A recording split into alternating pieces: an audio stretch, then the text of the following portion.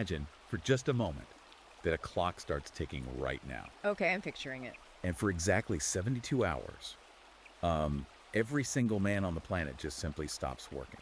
Wow.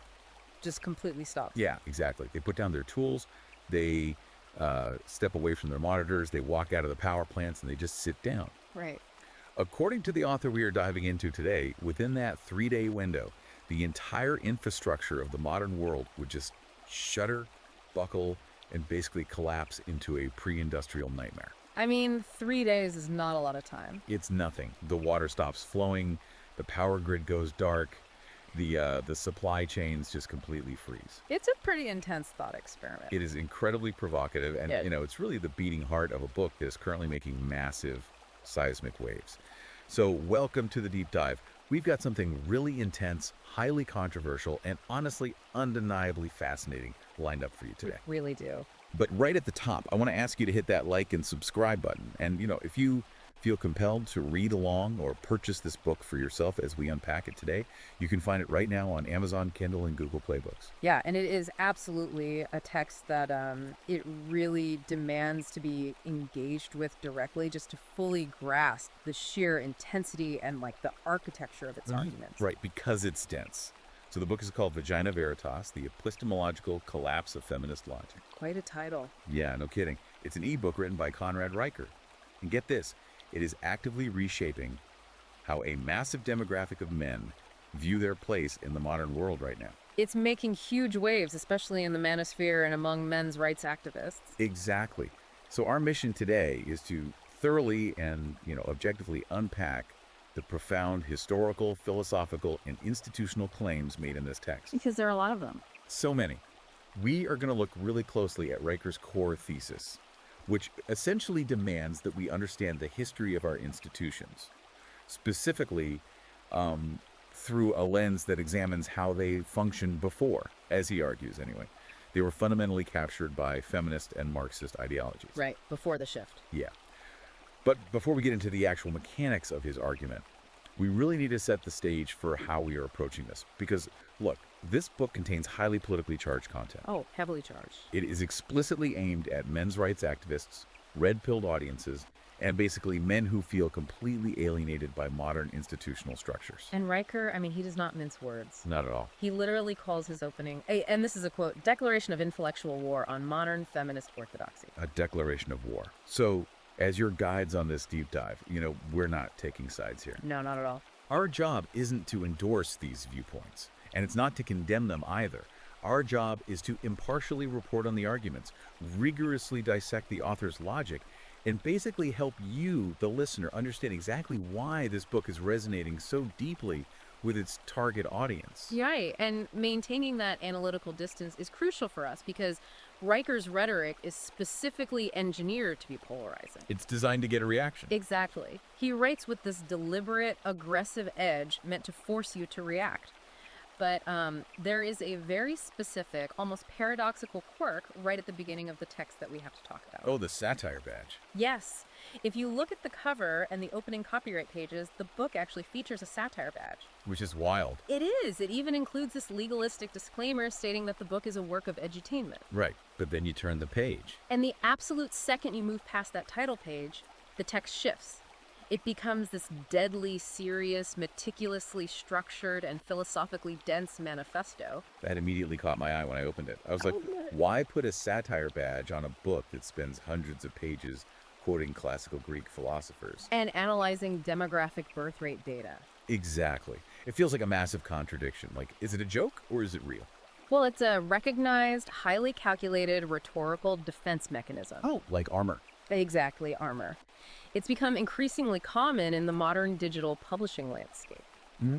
By labeling a highly controversial political text as, satire or edutainment, the author creates this layer of legal and cultural armor against censorship. Or deplatforming, right? Yeah.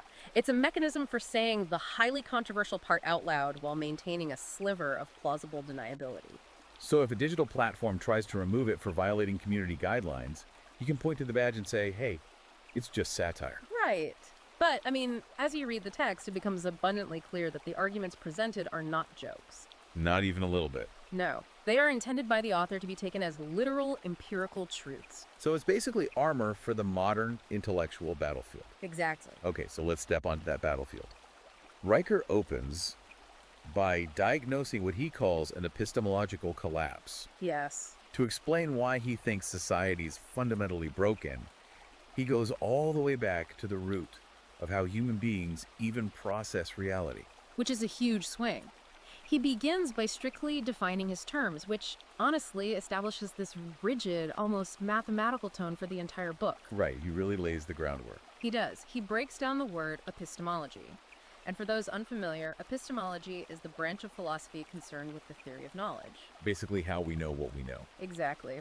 And Riker traces it back to its Greek roots. So you have episteme, which means scientific knowledge, objective grounding, or like facts that can be proven. Okay. And that's paired with logos, meaning reason, rational discourse, and universal order. Right, the logic part. Yeah.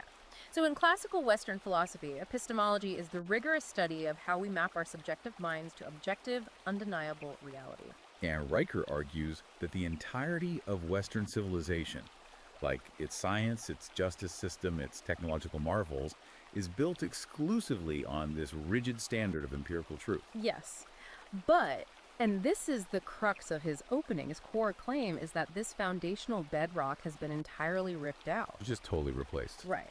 He claims it's been hijacked by, and his phrasing here is incredibly vivid, he calls it the biochemical vapors of emotional validation and lived experience. Biochemical vapors, that is such a specific, aggressive way to describe feelings. It really is. He takes direct aim at modern feminist theory, specifically zeroing in on what is known in academia as standpoint theory. Standpoint theory. Remind me how that works. So standpoint theory generally suggests that marginalized groups have a unique authoritative perspective on reality specifically because of their marginalization. Ah, okay. So their lived experience gives them access to truths that others can't see. Exactly. But Riker argues that this has effectively substituted the objective telescope of the scientific method for what he calls a subjective funhouse mirror. A funhouse mirror. Wow. Yeah. In his view, the current cultural orthodoxy has dictated that reality is no longer something you actually measure. Right, like with data. Instead, reality is simply whatever a designated victim class feels it to be in any given moment. So feelings become facts. According to him, yes. He claims that under this new epistemological regime, the whole burden of proof has just been erased. You don't have to prove anything anymore. Right. You are no longer required to logically prove a claim with hard data. You merely need to feel it intensely, state it as your lived experience, and then the entire institutional apparatus of society is basically expected to immediately scramble to accommodate that feeling. And he attacks the logic of this new regime relentlessly. He points out what he considers a massive, glaring logical fallacy right at the heart of modern gender theory. He really goes after the academic structure of it. He does. He uses this Latin term, petitio principii, which translates to begging the question. Now, I think a lot of people misuse that phrase in everyday conversation. Constantly. Right, so how exactly is Riker applying it here in a philosophical sense? It's a vital distinction to make. In everyday conversation, people often say begs the question, when they really mean raises the question. Like that begs the question, what's for dinner? Right, which is wrong. Exactly. In classical logic, petitio principii, begging the question, is an informal fallacy that occurs when an argument's premises basically assume the truth of the conclusion instead of actually supporting it. So you bake your conclusion right into your starting premise. Yes. And Riker lays out what he sees as the foundational, flawed syllogism of modern feminist theory based on this. Let's hear it. He says their major premise is this: all observed disparities between men and women are the exclusive product of systemic patriarchal oppression. Okay, that's the starting assumption. Right. Then their minor premise is we observe disparities in the real world. Like the wage gap or representation in certain fields. Exactly. Therefore, their conclusion is systemic patriarchal oppression exists. Ah, I see. So if you start by assuming that any difference in outcome is automatically proof of oppression. You aren't actually proving oppression exists. Right. You're just pointing at a difference and applying your predetermined label to it. Exactly. Riker points out that you fundamentally cannot assume the very thing you are attempting to prove. It's circular logic. It's a closed loop. Yeah. He argues that modern sociologists and gender theorists begin with the verdict already written, the verdict being that men inherently oppress and women are inherently oppressed. Right. And then they just retroactively comb through society, arranging the evidence to fit that verdict while completely discarding, ignoring, or silencing any empirical data that threatens the narrative. And because it's a closed-loop system where you aren't allowed to question that premise, he says it ceases to be an academic discipline or a science. He calls it a religion. He does. He says it comes complete with its own version of original sin, which is simply being born male. It has a priestly caste of academic elites who dictate the dogma. And it even has a system of indulgences. Things like public apologies, corporate sensitivity training, and mandatory diversity statements. Which naturally leads us to one of the most aggressive and, frankly, central concepts of his entire worldview. The satanic inversion. The satanic inversion. Mhm. He borrows this conceptual framework to describe what he believes cultural Marxism has actually done to society. And what does that mean, practically? Well, Riker argues that this ideology takes every natural, biological, and historical order and deliberately flips it completely upside down. It inverts reality. Yes. In this inverted reality, he claims, biological strength is redefined as inherent oppression. Okay. The masculine drive for protection is redefined as toxic control. And crucially, the very men who built the physical and philosophical infrastructure of the modern world are recast as its ultimate villains. So the creators of safety are recast as the primary agents of harm. Precisely. That is the inversion. To combat this inversion, he leans heavily on the ancients. He brings in Aristotle's law of non-contradiction to try and dismantle this whole reliance on lived experience. And Aristotle's law of non-contradiction is essentially the absolute bedrock of all deductive reasoning. Give us a quick refresher on that. It states, very simply, that contradictory propositions cannot both be true in the same sense at the same time. Right. A cannot be both B and non-B. Exactly. And Riker argues that the modern ideological left demands that society abandon this foundational law. How so? He asserts that modern institutions demand that a person's subjective internal feeling of oppression must override physical objective evidence. So to use his framing, if a person feels deeply threatened in an interaction, then the cultural orthodoxy dictates that a threat objectively occurred. Even if nothing actually happened. Right. Even if video footage, audio recordings, and a dozen witnesses prove that no actual hostility took place, if they felt it, it's treated as fact. Which violates the law of non-contradiction. Yeah. But he doesn't just rely on ancient philosophy, though. He backs this up with modern biological data. Specifically, he brings in Dr. Simon Baron-Cohen's research on sexual dimorphism. Yes, he leans on that heavily. What exactly is that research, and how does Riker weaponize it against feminist theory? So Dr. Simon Baron-Cohen is a highly prominent clinical psychologist at Cambridge University. He spent decades studying neurobiological differences. Okay. And he specifically formulated the empathizing systemizing, or E theory. The ES theory. Right. His research, which is drawn from massive global data sets, documents vastly divergent psychological profiles and neurobiological preferences between men and women on a population level. Like on average across the board. Exactly. The data suggests that men, on average, gravitate strongly towards systemizing. Meaning what? Meaning they show a profound intrinsic interest in analyzing, constructing, and understanding rule-based systems. So things, mechanics, physics, engineering. Yes. Whereas women, on average, gravitate toward empathizing. They show a profound intrinsic interest in people, emotional states, social dynamics, and caretaking. So Riker looks at that data and essentially says, look, the science literally proves we are fundamentally different. Right. And he argues that ignoring this is basically delusional. So how does he use that against the feminist epistemology? He uses this empirical biological data to attack their core premise. He states that feminist theorists deny these realities not because Baron-Cohen's data is flawed or, scientifically unsound. But because it's politically inconvenient. Precisely. The data completely shatters the narrative that men and women are absolutely biologically interchangeable blank slates. Right, because if they aren't blank slates, you can't expect identical outcomes. Exactly. It shatters the premise that any disparity in representation, say in engineering or nursing, must be the result of systemic sexism. Because it might just be biological preference. Right. Riker says they are literally fighting nature itself. He uses this great metaphor in the book. He says that expecting equal outcomes in all fields, despite these profound biological differences, is like expecting gravity to apologize for pulling you down to the earth. Wow. He really does not pull punches. He even takes a swing at the heavyweights of postmodern philosophy, guys like Michel Foucault and Jacques Derrida. Fathers of modern academic thought. Right. So how does he go after them? He uses a classic logical tool called reductio ad absurdum. Which is reducing an argument to its ultimate absurdity to prove it false, right? Exactly. So postmodernists like Foucault famously assert that all claims to objective truth are an illusion. Right, that truth is just a construct. Yes. They say truth is merely a subjective tool created by those in power to maintain their dominance and oppress others. There is no absolute truth, only narratives of power. Right. So Riker counters this by applying their own logic to themselves. Oh, I see where this is going. He says, if we accept your premise that all truth claims are merely subjective tools of power, then the foundational feminist claim that the patriarchy is oppressive is itself merely a subjective tool devoid of any objective authority. Oh, wow. It's like a snake eating its own tail. Exactly. He calls postmodernism a philosophical parasite that ultimately kills its own host. Because if nothing is true, then their own theories aren't true either. Right. By declaring all truth relative and socially constructed, they strip themselves of the philosophical authority to declare their own moral dogmas as objectively true.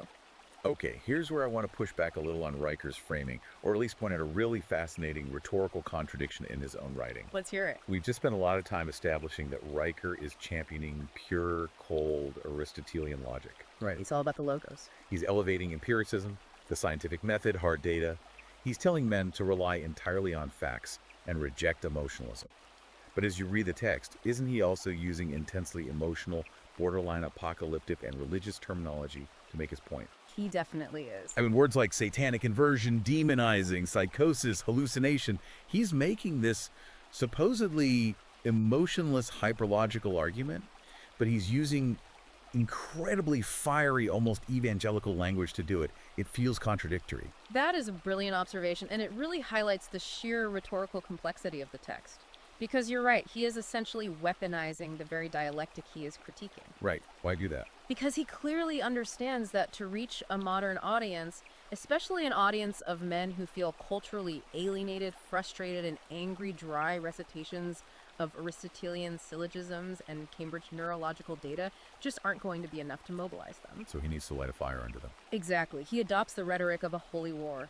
He frames the loss of objective truth not just as some, academic error, but as a severe moral and spiritual catastrophe. He's intentionally trying to trigger a visceral, righteous indignation in his reader. He wants to bypass their apathy. He wants to motivate them to intellectually reclaim the logic he says they've allowed to be stolen from them. That makes a lot of sense. So if Riker believes the philosophical foundation of society has been completely inverted in the realm of ideas, how does he apply this to the physical, concrete reality we navigate every day? This is a major pivot in the book. Because this naturally leads us straight into his dismantling of what he calls the myth of female independence. Right. This is where Riker moves from abstract epistemological philosophy into the unforgiving physical world of concrete and steel. The real world. Yeah. He argues that the modern, highly celebrated, self-congratulatory mantra that women are self-sustaining, sovereign entities who require absolutely nothing from men is a complete empirical falsehood. He doesn't hold back on that at all. No, he doesn't just call it wrong. He calls it an illusion sustained entirely by a vast, invisible, and overwhelmingly male-funded scaffolding. The male scaffolding. And the arithmetic he uses here is staggering. Yeah. He essentially performs this comprehensive inventory of human civilization and all the infrastructure required to keep us all alive. He posits that virtually every single modern convenience that allows a person of either gender to comfortably declare their independence was forged, built, maintained, and funded by male labor, male ingenuity, and male physical sacrifice. And he just runs down the list systematically. Oh, he covers everything. He starts with the internet, right? The very platform used to disseminate feminist critique. He says it was architected by men. The massive transoceanic fiber optic cables were laid by men in grueling conditions. The utility poles outside your window were hoisted by men. He points to the power grid. the high-voltage electricity plants, The dangerous coal and uranium extraction required to fuel them. and the massive municipal water treatment facilities that ensure you don't die of cholera. Exactly. The complex transportation logistics, the trucking industry, the global shipping lanes, the military defense systems that ensure national sovereignty. And he argues, using labor statistics, that these are overwhelmingly, almost exclusively, male domains. He paints this incredibly vivid, almost cinematic picture in the text to really drive this home. Oh, the EV analogy. I love this part. Yes. Describe it for the listener. So he describes a modern, progressive woman driving an electric vehicle on freshly paved roads, heading into a gleaming corporate HR department to draft policies aimed at dismantling the patriarchy. Right. And he points out that the road she drives on was paved by a crew of men. The electric vehicle was assembled and engineered by men. The lithium for the battery was mined by men. And the air-conditioned, Wi-Fi-enabled building she sits in was designed, plumbed, wired, and constructed by men. It's a striking image. And this is where we return to that thought experiment you opened the show with. The 72 hours. Right. He uses that scenario to brutally prove his point. Imagine if every man on the planet ceased his labor for exactly 72 hours. We said it before, but within 3 days, the entire infrastructure of the modern world would collapse. Grocery store shelves would empty, sanitation systems would back up, telecommunications would fail, and society would just descend into a chaotic pre-industrial state of survival. So, synthesizing his argument here, Riker is essentially saying that declaring your absolute independence while actively relying on this massive, invisible male infrastructure is like what? It's like a passenger lounging on the sun deck as a luxury cruise ship, screaming at the mechanics below deck and loudly insisting to everyone at the buffet that she built the vessel with her own bare hands. That analogy perfectly captures the structural absurdity he is trying to highlight. It's wild when you put it like that. Riker formulates it as a devastatingly simple syllogism, he says. If modern female independence fundamentally requires male-built and male-maintained systems to exist, then female independence is structurally contingent upon male provision. Okay, that follows. And if it is contingent upon male provision, it is by definition categorically not independence. Boo. To Riker, pointing this out isn't about being cruel or misogynistic, it's just pure, undeniable arithmetic.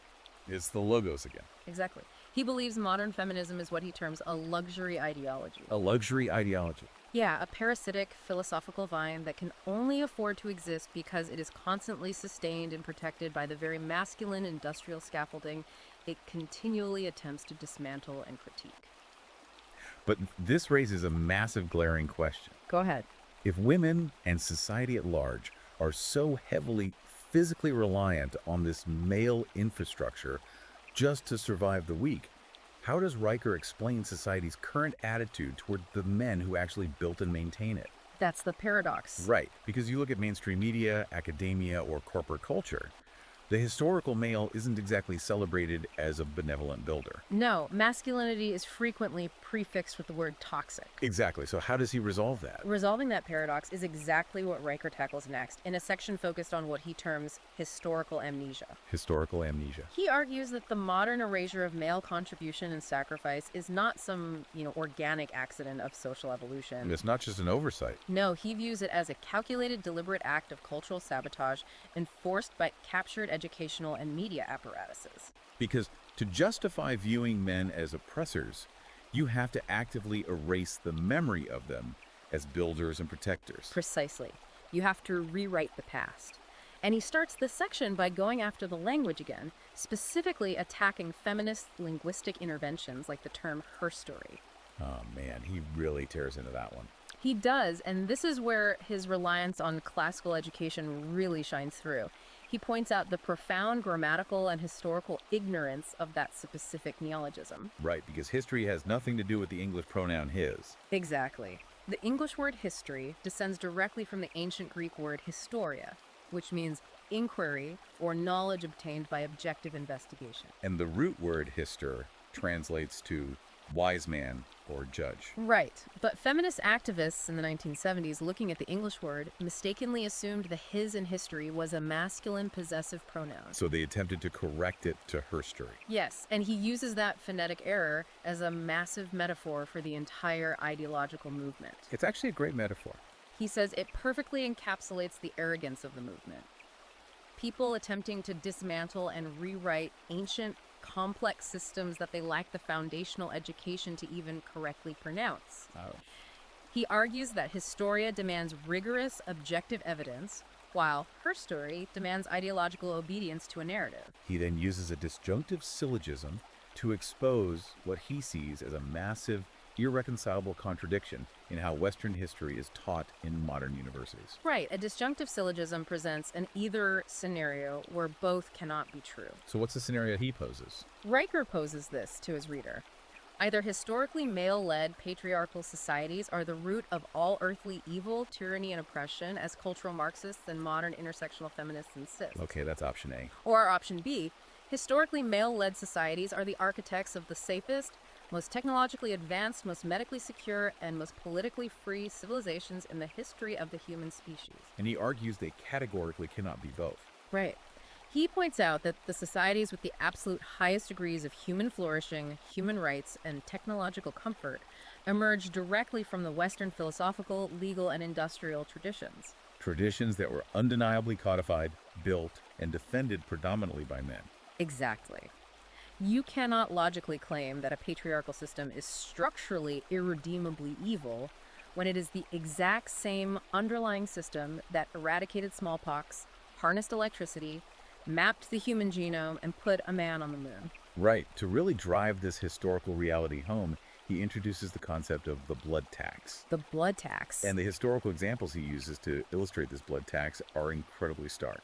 He spends significant time analyzing the sinking of the Titanic. Which is fascinating. Riker views the Titanic survival rates not just as a historical tragedy, but as a statistical autopsy of a highly functioning patriarchal civilization in a moment of ultimate crisis. And the numbers are chillingly clear. 74% of the women on board survived. 52% of the children survived. And a mere 20% of the men survived. He points out that the maritime protocol of women and children first was not a Hollywood myth. No, it was the ingrained, operational, and lethal standard of the very Western patriarchal civilization that modern ideologues now unilaterally condemn as oppressive to women. He specifically highlights the story of Benjamin Guggenheim to illustrate this. It's an incredible story. It really is. Knowing the ship was doomed and that there weren't enough lifeboats, Guggenheim and his valet didn't fight for a spot. They didn't leverage their massive wealth to bribe the crew. No, they went down to their cabins, took off their life belts, changed into their absolute best evening wear, and returned to the freezing deck. And Guggenheim reportedly said, "We've dressed up at our best and are prepared to go down like gentlemen." Riker calls this the absolute zenith of masculine honor. And he uses this moment to directly contrast with the modern feminist critique of toxic masculinity and the claim that women were historically treated as mere property by men. Right, because Riker argues the logic of this. A property owner does not willingly drown himself to save his property. He saves himself. Exactly. Therefore, the historical male treatment of women was not one of viewing them as expendable chattel, but of treating them with a deep, biological, and socially enforced protective reverence. A reverence so strong that men willingly accepted death to ensure female survival. Yeah, but he doesn't stop at the Titanic, though. He forces the reader to look at the mechanized slaughter of the 20th century. Right, he brings up the trenches of World War I. He points to the Battle of the Somme in 1916, where over 1 million men were wounded or killed, drafted from their homes, marched into the mud, and obliterated by machine gun fire and artillery. And he points to June 6, 1944, on the beaches of Normandy. Noting that the average age of the soldiers storming Omaha Beach into heavy German fire was 26 years old. These young men bled into the sand to crush actual tyranny and secure the liberty that modern citizens enjoy today. And Riker expresses absolute disgust that modern cultural Marxists can look at these mass, continent-spanning graves of male laborers and soldiers and label this arduous, horrific male sacrifice as male privilege. But wait, I can hear the counter-argument forming in the minds of our listeners right now. Oh, sure. What about the historical realities of female marginalization? Right. Like, what about the fact that women were historically barred from attending universities or participating in politics or owning property in certain eras? Yep. Doesn't that historical exclusion perfectly explain why men were the ones building the universities and making the scientific discoveries? Riker anticipates this exact counter-argument and his response is brutal but entirely logically consistent within his rigid framework. What does he say? He readily concedes that historical societies maintained rigid gender roles. Okay, so he admits that. Yes. But he argues these roles were not the result of a malicious, organized male conspiracy to oppress women. Then what were they? Rather, they were dictated by brutal biological realities, the lack of modern birth control, and the absolute necessity of species survival during millennia of grueling pre-industrial subsistence living. So it was just survival. Right. Furthermore, he argues that even if women were legally barred from academia in the past, it does not magically negate the empirical reality of who actually did the work. Oh, wow. Yeah. He says men still envisioned the universities, men still hauled the stone, men still funded the research, and men made the discoveries. I think his definitive quote on this is pretty unforgiving. It is. He says the bar was set. The one who clears it owns the achievement. You cannot claim victory in a race you did not run, regardless of why you were not on the track. Wow, okay. That is uncompromising. Highly. So, having laid out this massive defense of history, detailing the blood tax paid by men to build civilization, we have to transition to how Riker views the systems operating in the modern world right now. Yes, the modern institutions. Because if men built all this infrastructure, how does he explain the institutions that are governing us today? This is where Riker levels his most aggressive systemic critique. He argues that modern society has devolved into what he calls a gynocentric welfare state.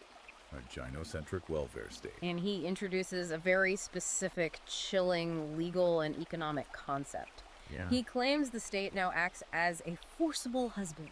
A forcible husband. That is a heavy phrase. What are the actual mechanics of that? How does a government act as a husband?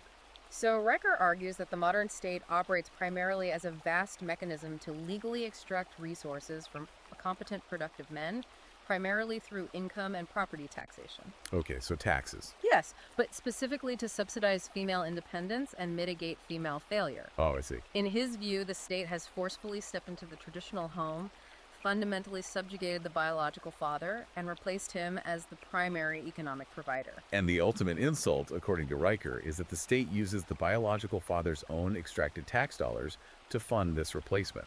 Exactly. He ties this directly into what he calls the fatherlessness epidemic, and he points the finger straight at the modern family court system. He does not see family court as a place of mediation, does he? Not at all. He views the family court system not as a venue for resolving disputes or seeking justice, but as a hostile, state-sponsored theater of war against masculinity. How so? In his analysis, fathers are routinely and systematically stripped of access to their children due to an overwhelming default maternal custody bias. Right. A man can spend 20 years building a home, paying the mortgage, and dedicating his life to his family, only to be completely ejected from that life by a unilateral no-fault divorce filing. And then what happens? He is legally reduced to an involuntary financial servant of the state, ordered under threat of imprisonment to fund the very household from which he has been forcibly exiled. That's a brutal assessment. And he brings in data to show the societal cost of this, right? Yes. He points out that the sociological statistics are unequivocal and devastating. Children raised in single-mother homes without biological fathers are dramatically more likely to suffer from generational poverty, severe academic failure, substance abuse, and criminal behavior. Yet he argues, despite this catastrophic data, the cultural and legal apparatus continues to marginalize fathers. Treating them merely as disposable financial liabilities rather than foundational, irreplaceable social necessities. He extends this critique of institutional capture out of the home and into the corporate world too, specifically targeting diversity, equity, and inclusion, or DEI initiatives. He is unsparing regarding DEI. He calls it an architecture of mediocrity. Architecture of mediocrity, why? Riker argues that when a state or a corporation formally determines that objective merit-based standards are inherently oppressive simply because a specific demographic fails to meet them, Right. the institution inevitably lowers the standard until everyone passes. This is the exact inversion of meritocracy. So they just lower the bar. Yes. And he issues a dire warning about this. He says when complex infrastructure, like bridges, are engineered by equity officers rather than the most competent mathematicians, Oh. and when medical schools pass surgeons based on diversity quotas rather than the objective steadiness of their hands, civilization rapidly loses its ability to perform the complex tasks required to sustain itself. Because competence is being replaced by compliance. Exactly. You cannot replace high performance, load bearing parts with tokens of ideological compliance without the entire machine eventually grinding to a catastrophic halt. He uses a fascinating psychological concept to explain why society seemingly goes along with this inversion without massive protest. He calls it the women are wonderful effect. Right, and this is based on actual, well documented psychological research. Really? Tell me about that. The women are wonderful effect was identified by psychologists Alice Eagley and Antonio Mladinic in a landmark 1994 study. Okay, 1994. What did they find? Their research, which utilized semantic differential scales, revealed a widespread, deeply ingrained psychological bias across both genders. Both men and women have this bias. Yes. The data showed that both men and women consistently associate far more positive attributes like goodness, warmth, and moral purity with women than they do with men. So Riker extrapolates this psychological study to explain modern institutional double standards. He does. How does he connect a 1994 psychology survey to modern systemic bias? He argues that because of this ingrained halo effect, society implicitly views women as human beings possessing innate, untouchable value that must be protected at all costs. Okay, and men? Conversely, men are viewed merely as human doings, utilities or tools whose societal value is strictly conditionally tied to what they can provide, produce, or build. So women just have to exist to have value, but men have to do something. Exactly. Because women are bathed in this halo effect, they are pre-absolved of systemic tyranny. Which allows them to do what? This bias allows women to wield massive unilateral legal power, such as the power of unilateral no-fault divorce or the unilateral choice of abortion, without facing any of the societal condemnation or accusations of oppression that a man would face if he wielded similar unilateral power. Wow. And this psychological framing leads directly into what he terms the boss babe depopulation vector, Yes. which sounds like a dystopian demographic nightmare scenario. It is a scenario that is currently playing out in the birthright data across the developed world. So what's causing it? Riker combines the modern cultural push for corporate feminism with the evolutionary biological concept of hypergamy. Hypergamy. Define that for us. Hypergamy is the innate, cross-cultural biological imperative driving women to seek mates who are of equal or higher status, resources, intelligence, and dominance than themselves. Okay, so dating up. Right. Now, Riker argues that for the last few decades, women have been relentlessly instructed to lean in, prioritize careers, and emulate traditional male trajectories of accumulating wealth and advanced academic credentials. But the biological wiring didn't change to match the corporate promotion. Exactly. As women accumulate these credentials and high salaries, their biological hypergamy refuses to let them date down. Right. A female CEO making $500,000 a year generally does not want to marry a barista or a plumber. She wants a man who is at least a CEO, if not a billionaire. But because women have displaced men in many of these academic and corporate apex positions, There simply aren't enough high-status men at the top to satisfy the hypergamous demands of this new class of high-earning women. so what's the tangible, real-world result of this mismatch? The result, which Riker claims is easily verified by plummeting demographic data and birth rates across Europe, North America, and parts of Asia, is a catastrophic demographic winter. A demographic winter. Yeah. You have a massive growing explosion of involuntary celibacy and alienation among working class men who are deemed economically invisible. And on the other side, Simultaneously, you have an epidemic of lonely, high-earning corporate women hitting their late 30s, running out of biological time, and wondering where all the good men went. he says this double bind is literally depopulating the West. He claims it is sacrificing the future survival of human civilization on the altar of modern corporate feminism. He also aggressively attacks how the state handles domestic issues, specifically pointing to the 1981 Duluth model as the ultimate proof of institutional capture. The Duluth model of domestic violence intervention is a crucial piece of his puzzle. What is it exactly? Created in Minnesota in 1981, largely by feminist activists, it revolutionized how police respond to domestic calls. Okay. Riker argues that it was built entirely on Marxist power dynamics rather than objective, incident-based reality. How did it work before that? Before the Duluth model, police looked for who started the specific physical altercation.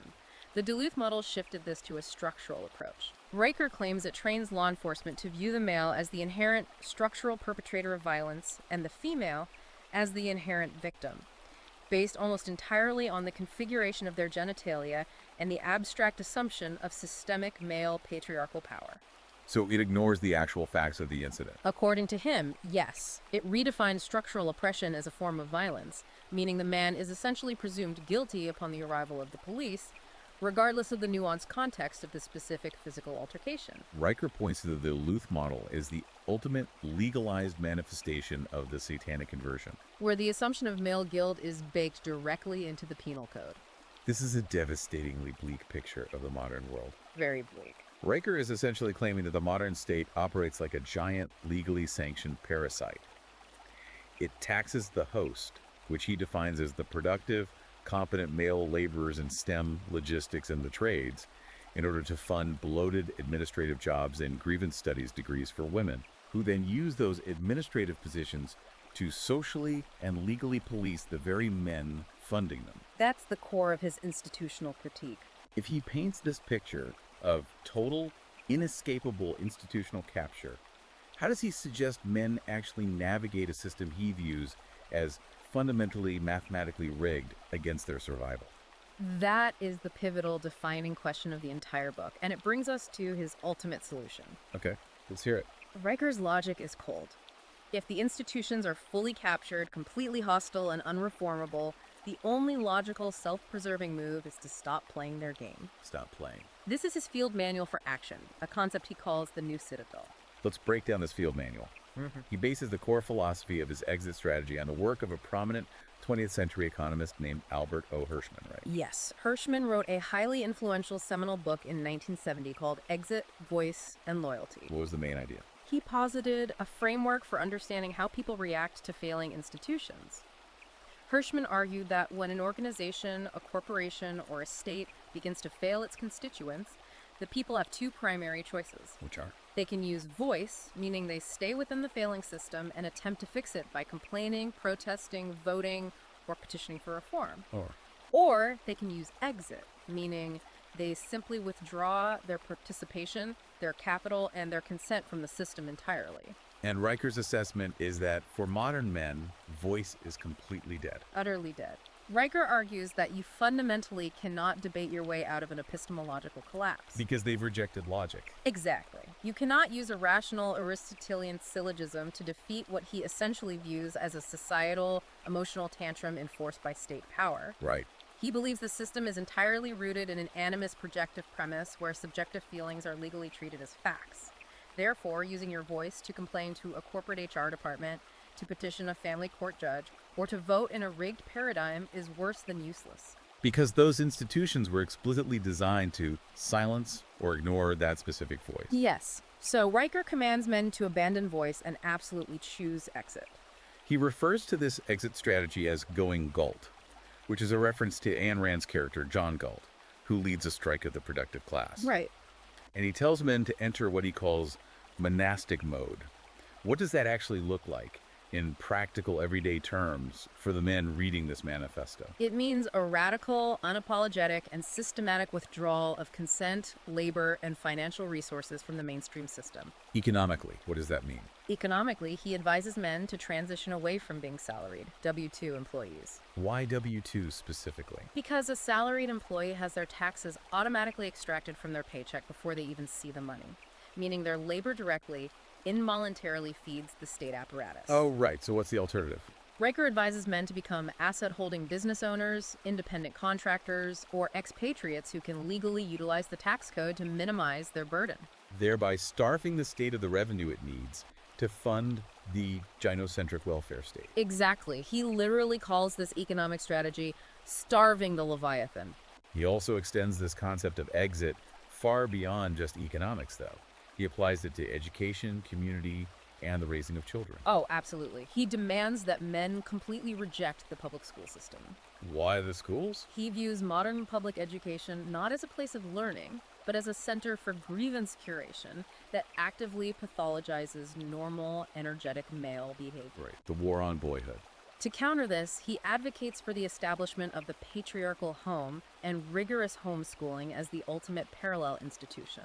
He wants men to create an ideological firewall to protect their children from what he views as state-sponsored ideological infection. He does, and he uses a really specific, highly illustrative contrast to show what happens when you try to use voice versus when you use exit. Oh, the Boy Scouts example. Yes. He compares the fate of the Boy Scouts of America to an organization called Trail Life USA. It is a perfect, real-world microcosm of his entire thesis. Let's unpack that.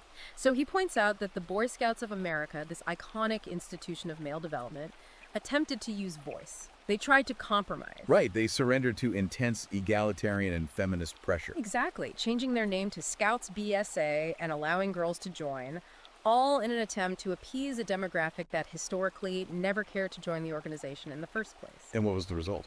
The result of this compromise, Riker notes, was catastrophic demographic collapse, loss of core identity, and eventual bankruptcy. It destroyed them. Yes. Now, in stark contrast, he points to the explosive, massive growth of explicitly, unapologetically patriarchal, male-only alternative organizations like Trail Life USA. Trail life thrives, he argues, precisely because it completely rejects egalitarianism. The lesson Riker extracts is clear. The patriarchal exodus builds and thrives, while the egalitarian entry corrupts and destroys. So, synthesizing all of this radical strategy, what exactly does Riker mean when he talks about the return of the king? Because he uses a lot of aggressive, militant language throughout the text. Right, but he's not actually calling for a violent, kinetic uprising against the government, is he? No, he is explicitly not calling for violence, which is a crucial distinction. Okay, good. The return of the king is a profound metaphor for the rational man reclaiming his agency, his dignity, and his historical role as the architect of reality. So the revolution he preaches is not about kinetic warfare. No, it's about absolute starvation. Starving the beast. By systematically building self-sustaining parallel structures, independent economic networks, decentralized educational pods, and high-trust local communities rooted in the objective logos, men will simply step outside the blast radius of the collapsing mainstream culture. Riker's ultimate wager is basically this. A feminist society fundamentally requires a high-trust, low-friction, highly engineered environment. An environment built exclusively by men in order to function. Without the continuous life-saving transfusion of male resources, massive male taxation, and grueling male technological innovation, the captured parasitic systems will simply collapse under their own arithmetic weight. Men don't need to overthrow the system. They just need to outlast the collapse by building the new citadel. Man, this has been an incredibly heavy, dense, and profound journey. Let's briefly recap the massive terrain we've covered in this deep dive. We really covered a lot. We've impartially explored Conrad Riker's uncompromising, polarizing worldview. We walked through his complete dismantling of modern feminist epistemology and his demand for a return to objective Aristotelian truth. Yes. We examined his defense of the male scaffolding, the literal physical infrastructure that keeps the lights on, and his demand that historical male sacrifice and the blood tax be recognized rather than demonized. We unpacked his aggressive critique of the extractive modern state, the bias of the family courts, and the demographic winter caused by hypergamy and corporate feminism. And finally, we looked at his radical, uncompromising blueprint for going Galt, withdrawing consent, and building parallel patriarchal institutions. It is a sweeping, undeniably controversial, and meticulously argued thesis. He really is. Whether one agrees with his conclusions or finds them abhorrent, the text forces the reader to confront the harsh physical realities of how civilization is actually maintained. And it asks profound, uncomfortable questions about the long-term sustainability of our current social and demographic trajectory. And as we bring this deep dive to a close, I want to leave you, the listener, with a final provocative thought to mull over on your own. A big one. It's something that builds on all the source material we've just unpacked. If Riker's vision actually comes to pass, if a massive continent-wide demographic of highly competent, productive men successfully exit mainstream society to build their own parallel, ideologically insulated economic and social institutions. What happens to the shared social fabric? Exactly. Can a civilization actually survive when its two halves retreat into completely separate, balkanized realities? What happens when the host and the supposed parasite completely detach from one another? It is a terrifying, fascinating question about the future of the West. It truly is the ultimate question of social cohesion in the 21st century. Reminding you one last time, if you want to dive into the source material, read these arguments, and analyze the data for yourself, you must check out Vagina Veritas by Conrad Riker. Highly recommend checking it out. You can find it, download it, and purchase it right now on Amazon Kindle and Google Play Books. And if you want to follow the author's ongoing commentary and join the broader conversation he is sparking, Go follow him on Substack at Conrad Riker and on Twitter at Conrad Riker. Finally, be sure to hit that like button, subscribe to this channel, and share this deep dive so you don't miss our next exploration into the radical ideas shaping our world. Until next time.